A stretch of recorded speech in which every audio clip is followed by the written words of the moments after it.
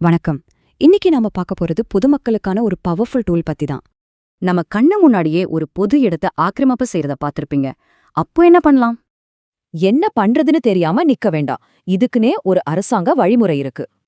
வாங்க அத பத்தி பார்க்கலாம். அந்த தீர்வு தான் அரசாணை 54. இந்த நம்பர் 540. இத நல்லா ஞாபகம் வச்சுக்கோங்க. இதுதான் ரொம்ப முக்கியம். இதுல சில ஸ்டெப்ஸ் இருக்கு. முதல்ல உங்க மனுவை தாசில்தார் கிட்ட கொடுக்கணும். அவர் நடவடிக்கை எடுக்கலையா?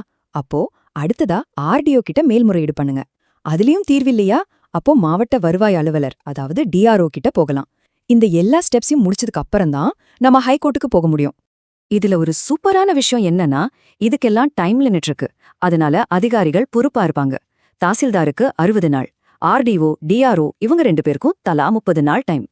இங்க ஒரு முக்கியமான விஷயம். இந்த ஜியோ பொது இடங்களுக்கு மட்டும்தான் பொருந்தும். தனிப்பட்ட சொத்து பிரச்சனைக்கெல்லாம் இத பயன்படுத்த முடியாது. அது சிவில் கேஸ். சரி, இந்த நடைமுறை ரொம்ப நியாயமானதாவும் இருக்கும். அது எப்படின்னு பார்க்கலாமாங்க? ஆக்கிரமிப்பு செஞ்சதா சொல்லப்படுறவங்களுக்கு நோட்டீஸ் அனுப்புவாங்க. அவங்க தரப்பு நியாயத்தை சொல்ல வாய்ப்பு கொடுப்பாங்க. அதனால எந்த ஆக்ஷன் எடுக்கிறதுக்கு முன்னாடியும் 2 பேரோட உரிமையும் பாதுகாக்கப்படும். சரி, இதுல ஒரு குடிமகனா நம்மளோட பங்கு என்ன? நீங்க மனு கொடுக்கறது வெறும் புகார் இல்ல, அரசுக்கு அதோட வேலையை செய்ய நீங்க உதவுறீங்க.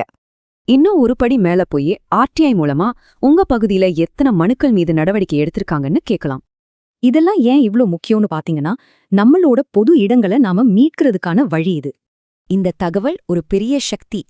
கேள்வி என்னன்னா, இத நம்ம பயன்படுத்த தயாரா இருக்கோமா?